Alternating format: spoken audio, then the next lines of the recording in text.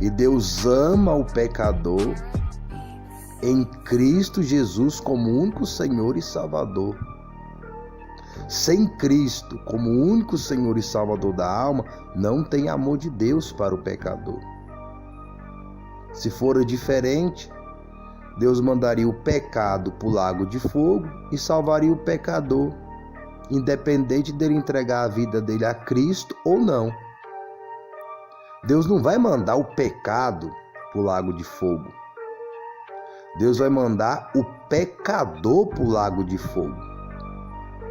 Porque o pecado só existiu por causa de alguém que transgrediu a palavra de Deus. Então não é Deus que faz surgir o pecado. É a pessoa que peca que faz surgir o pecado. E como Deus não peca, não foi ele que fez surgir o pecado, mas foi Satanás que trouxe a existência do pecado, transmitiu a Eva, e a Eva transmitiu ao seu marido, que transmitiu a toda a humanidade. Aí veio Cristo desfazer as obras de Satanás, que é o próprio pecado e suas consequências. Então quem vai a Cristo se arrependendo e se convertendo dos seus pecados é purificado, é lavado, é limpo pelo sangue de Jesus, que é a vida de Jesus, porque o sangue está na vida, a vida está no sangue. Então quando fala do sangue de Jesus, é da vida de Jesus, que venceu a morte, ressuscitando ao terceiro dia, que a consequência do pecado é a morte. E a ressurreição de Cristo é a consequência da vida eterna sem o pecado. Então, por as pessoas não quererem mudar o seu comportamento, tanto nas coisas de dogma como nas coisas do alto, elas preferem ficar em mentira e no engano, tanto do espírito do anticristo, como na consciência do antimanejo.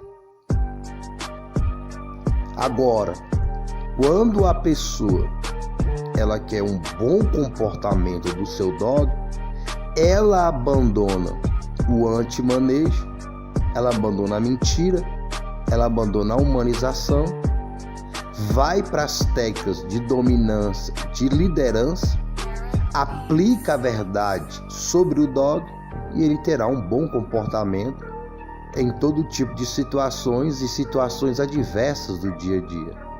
Da mesma maneira para a salvação da alma. Quando a pessoa aceita Cristo como único Senhor e Salvador, ela está abandonando o espírito do anticristo, a mentira, o engano, que traria condenação para a sua alma. Agora, em Cristo como único Senhor e Salvador, ela está trazendo o bom manejo de Deus, do Espírito Santo, para a salvação da sua própria alma. É sobre isso que o conteúdo do canal está transmitindo. Fique com Deus e boa meditação das coisas de dog e das coisas do alto. Falou, tudo de bom. João 3, 31 a 36. Ele veio do céu e é maior do que qualquer outro. Eu sou da terra e só sei falar das coisas da terra. Ele fala do que viu e ouviu, mas como são poucos os que creem no que ele fala, aqueles que creem nele descobrem que Deus é uma fonte de verdade, pois, sendo enviado por Deus, ele fala as palavras de Deus, porque o Espírito de Deus está sobre ele, sem medida nem limite. O Pai ama esse homem, porque ele é seu filho, e Deus entregou tudo que existe a ele. E todos os que confiam nele, o Filho de Deus, como Salvador, têm a vida eterna. Aqueles que não creem, nem obedecem a ele, nunca verão o céu. Pelo contrário, a ira de Deus permanece sobre eles. E vi um grande trono branco e aquele que estava sentado nele, de cuja presença fugiram a terra e o céu, mas não encontraram lugar nenhum para esconder-se. E vi os mortos, grandes e pequenos, de pé diante de Deus, e foram abertos os livros, incluindo-se o livro da vida, e os mortos foram julgados de acordo com as coisas escritas nos livros, cada um de acordo com as obras que tinha praticado. Os oceanos entregaram os corpos sepultados neles, e a terra e o Hades entregaram os mortos que estavam neles. Cada um foi julgado de acordo com as suas obras, e a morte e o inferno foram jogados no lago de fogo. Esta é a segunda morte, o lago de fogo. E se o nome de alguém não se achou registrado no livro da vida, esse foi jogado dentro do lago de fogo. Apocalipse 20, do 11 ao 15.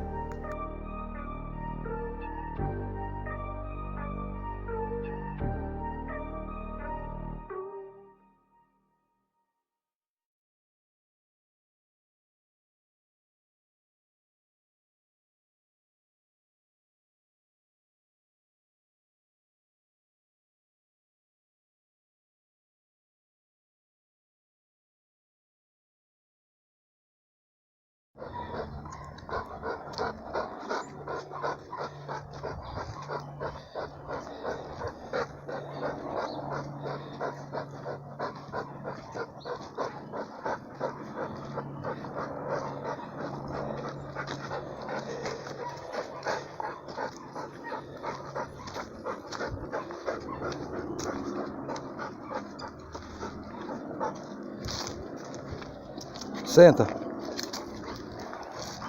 Fica.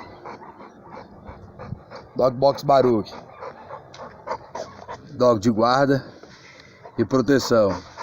Né, garoto? Glória a Deus. Bendito é o nome do Senhor. É a fé. É a convicção segura de que alguma coisa que nós queremos vai acontecer. É a certeza de que o que nós esperamos está nos aguardando, ainda que o não possamos ver diante de nós. Homens de Deus, em tempos passados, foram famosos por sua fé.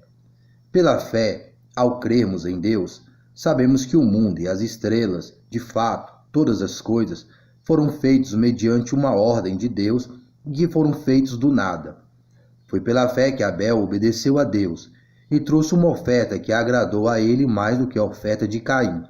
Deus aceitou Abel e deu prova disso, aceitando a sua dádiva. E, embora Abel esteja morto há muito tempo, nós ainda podemos aprender lições dele sobre a confiança em Deus. Também Enoque confiou em Deus, e foi por isso que Deus o levou para o céu sem ele morrer. Subitamente ele desapareceu, porque Deus o levou. Porque antes que isso acontecesse, Deus tinha dito como ele se havia agradado de Enoque. Nunca se pode agradar a Deus sem fé, sem confiar nele.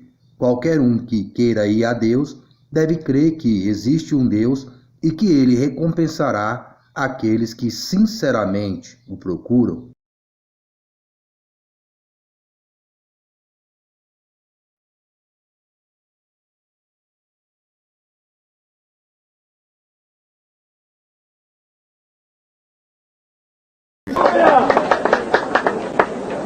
Me parece que nós, como segmento evangélico, nós, como cidadãos desse país, podemos expressar a nossa vontade, a nossa intenção, o nosso apoio. Fica aqui a minha indignação. Mas dizer que a Assembleia de Deus apoia A ou B é reduzir a igreja a uma instituição qualquer. A igreja de Jesus está acima disso tudo. Quem apoia somos nós. Fica aqui a minha indignação. Cidadãos dessa pátria, com direito a votar e a exercer influência. Fica aqui a minha indignação. Portanto, vocês sabem, eu tenho o maior telemarketing de Evonemas de todo esse Brasil, de pastores, de crentes sendo pastor, estão falando em nosso nome. Eles podem falar dos seus nomes. Fica aqui a minha indignação. Portanto, eu quero dizer aqui para a imprensa que a Igreja Evangélica Assembleia de Deus, ela não apoia a candidatura. Fica aqui a minha indignação. E ninguém tem autoridade para falar em nome da igreja. Eles falam no máximo nos seus próprios nomes, porque a igreja está acima disso tudo. E eu quero encerrar aqui as minhas palavras, Lula, citando alguns textos da Bíblia para alguém que vai dirigir uma nação. Uma palavra da Bíblia para um grande estadista chamado Moisés. Uma resposta a um cachaceiro.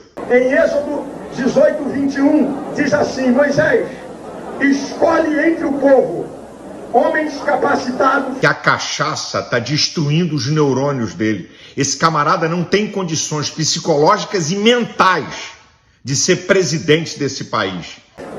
Tementes a Deus, homens de verdade que aborreçam a iniquidade. Há também um outro conselho de um grande estadista da Bíblia que eu quero deixar com você. O grande Salomão, ele disse em Provérbios, no capítulo 31, versículo 8 e 9: abre a tua boca em favor daquele que não tem voz, pelo direito de todos os que estão em desolação. Abre a tua boca, governe corretamente, faze justiça ao pobre e ao necessitado. E o último texto que eu quero deixar para você, Lula, é uma palavra de Deus para qualquer pessoa. O profeta Miqueias, no capítulo 6, versículo 8, ele diz o que Deus quer do homem. 3 coisas importantes que Deus quer do homem. Primeiro, que pratique a justiça. Segundo, que ames a beneficência. Terceiro, que andes humildemente com teu Deus. A nossa oração é que Deus abençoe o Brasil, que Deus abençoe Luiz Inácio Lula da Silva, o próximo presidente do Brasil. Fica aqui a minha indignação.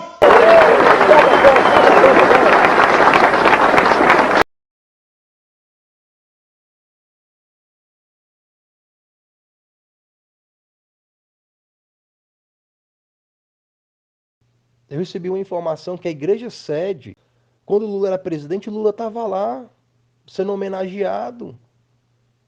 Ué, não tem que se converter? Quem apoia o Lula? E a congregação apoiando. Fica variando de acordo com os interesses. Ele é assessor de um pastor parlamentar, não sei se ele ainda é parlamentar ou é pastor, mas ele falou que o homem era adúltero, que ele viajava para os lugares, via com cardápio, não era de comida, não era de mulheres, qual mulheres ele queria quando ele viajava com esse pastor. As consequências de um crente líder pecando é mais severa do que o ímpio. O Lula peca, tem uma consequência. Mas uma pessoa se diz cristã e é presidente e peca, a consequência é mais dura ainda. Um deputado, ele é lá do PT, ele peca, há uma consequência. Mas uma pessoa que é crente, é pastor, peca, sendo deputado, senador, as consequências são mais pesadas. Então, um povo pecando contra Deus, não se santificando, não se consagrando, usando o altar para se terem, colocarem seus familiares.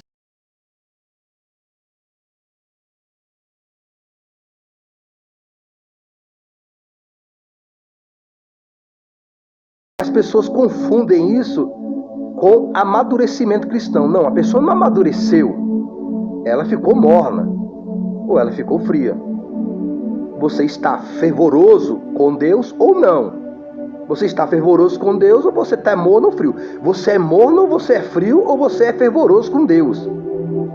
É esses 3 níveis que alguém congregando pode estar. É frio, morno ou quente. Não existe outro nível. Aí dentro dessa frieza, dessa mornidão e desse fervor, há níveis individuais. Mas num contexto geral, conforme as escrituras, você não é quente nem frio. E você é morno. Então, as pessoas ficam mornas. Aí as pessoas confundem com uma pessoa e amadureceu.